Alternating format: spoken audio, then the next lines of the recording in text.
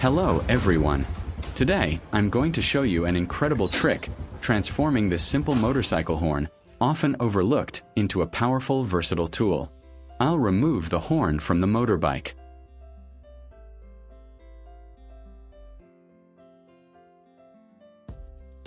As you can see, it has two terminals on the back which are crucial for our modification. Next, I'm taking a red electrical wire and stripping a small section of the insulation at one end. This exposed copper will be our first electrical contact point.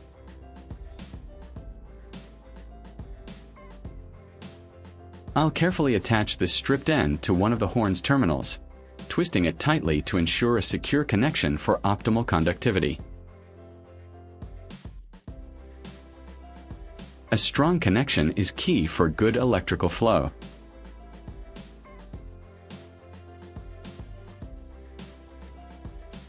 To insulate this connection, I'm sliding a piece of heat shrink tubing over it. This is important for safety and to prevent any accidental short circuits. Using a lighter, I'll gently heat the tubing until it shrinks and forms a tight protective seal around the wire and terminal. This creates a clean and secure finish.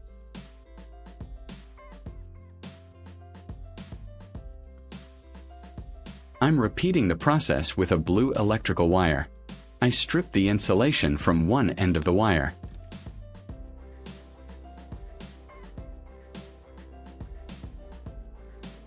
I'll connect this stripped blue wire to the other terminal of the horn, again twisting it firmly for a reliable electrical connection.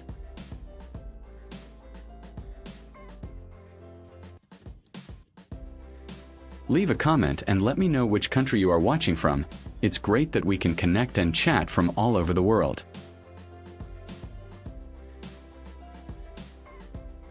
I'm applying another piece of heat shrink tubing over this second connection.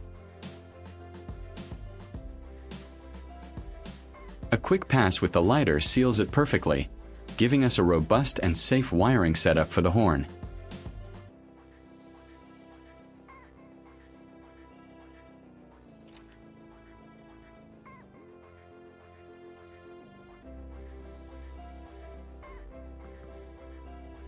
Now that our horn is wired, I'll strip a bit more insulation from the free ends of both the red and blue wires.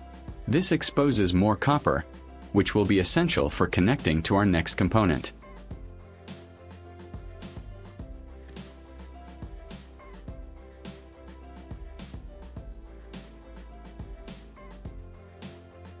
Here, I have a standard USB phone charger.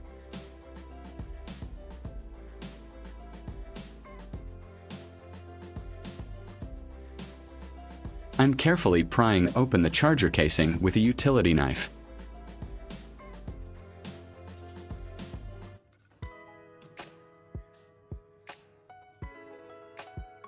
The goal is to extract the small circuit board inside while keeping it intact.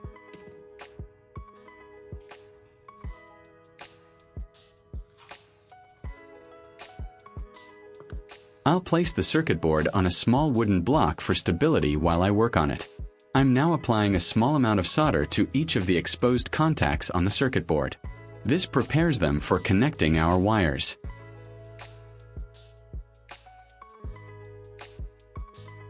If you find this video interesting, don't forget to like, subscribe, and turn on the notification bell so you don't miss any interesting ideas coming soon.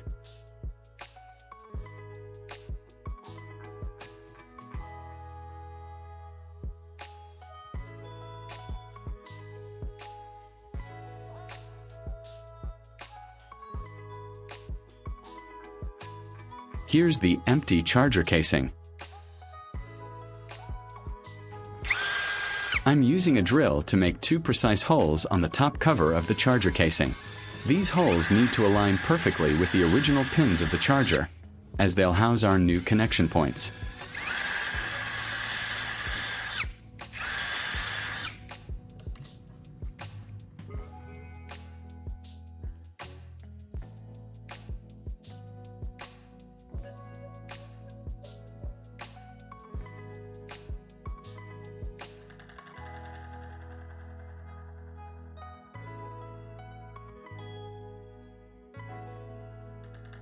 I'm threading the red and blue wires through the holes drilled in the charger casing.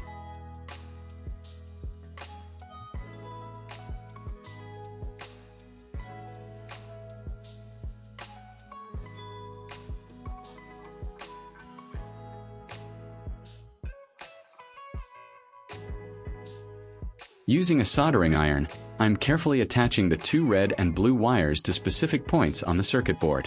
Good soldering ensures reliable performance.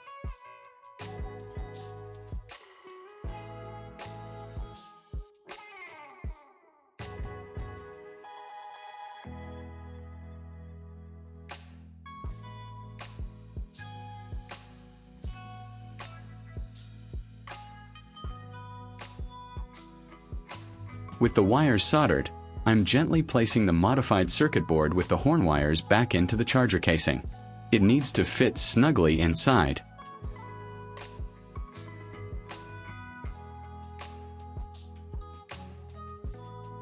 I'm carefully assembling the charger casing, ensuring all internal components are securely fastened and the wires aren't pinched. This results in a compact and well-functioning device.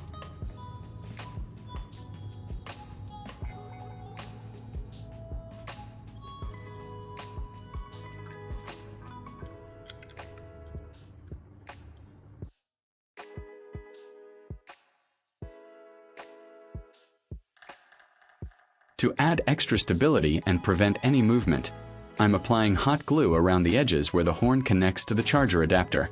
This makes the assembly very sturdy.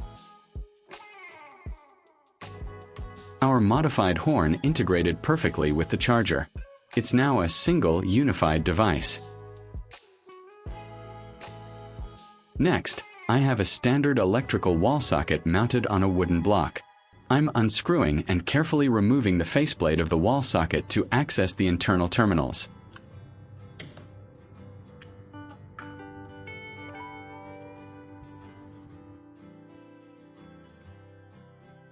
I have a standard coaxial cable here. I'm carefully stripping back the outer black insulation to expose the braided shield and the inner white insulation.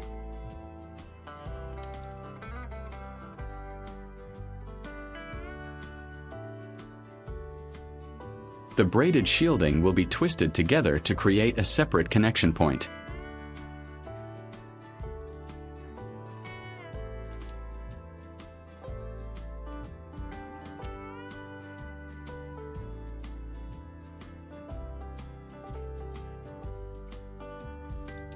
I'm stripping the white insulation to reveal the solid copper core.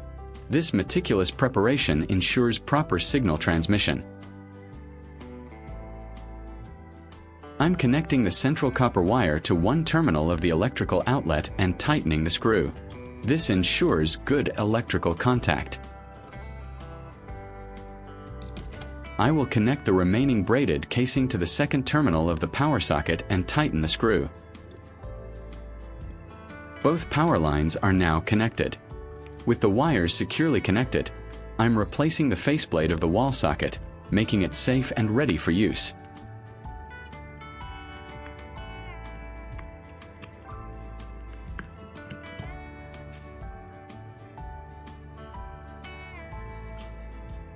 For the other end of the coaxial cable, I'm carefully stripping the outer sheath of the antenna cable to reveal the braided shield and insulation layer inside.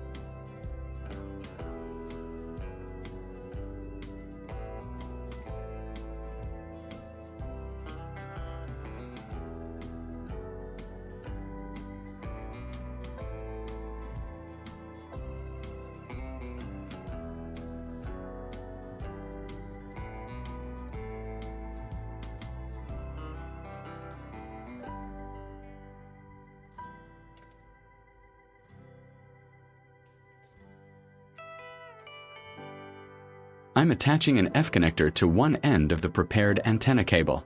This is a common connector for coaxial cables. This ensures a strong, reliable connection for optimal signal transmission.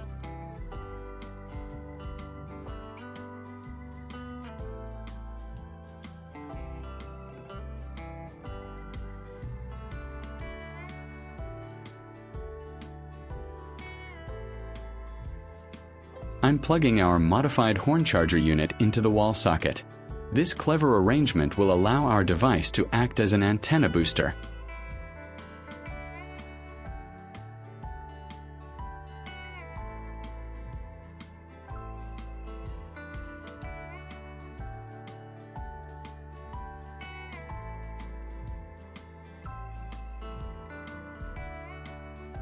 As you can see, the TV currently displays a no signal message. This is a common problem in many areas with weak broadcast signals. I'm connecting the antenna cable from our DIY device into the TV's antenna input. Wow! Instantly, we have a clear, stable TV channel. This simple device has turned a no signal situation into perfect reception.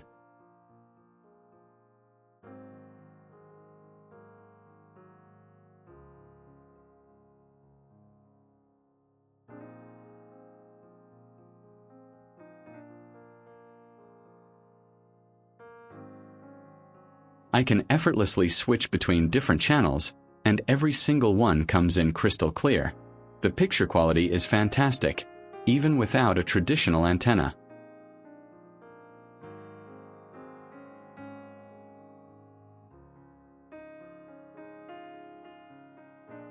Let's try another channel. Perfect! This DIY antenna booster is truly incredible.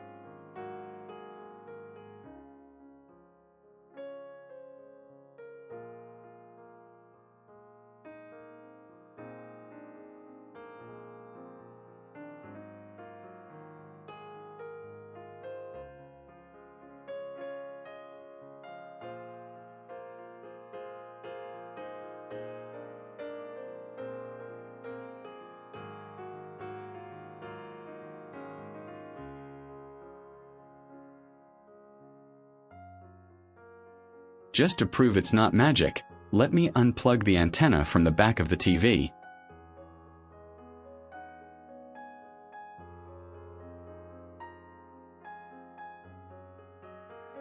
See, instantly, no signal appears again. This confirms that our DIY device is indeed responsible for pulling in those channels.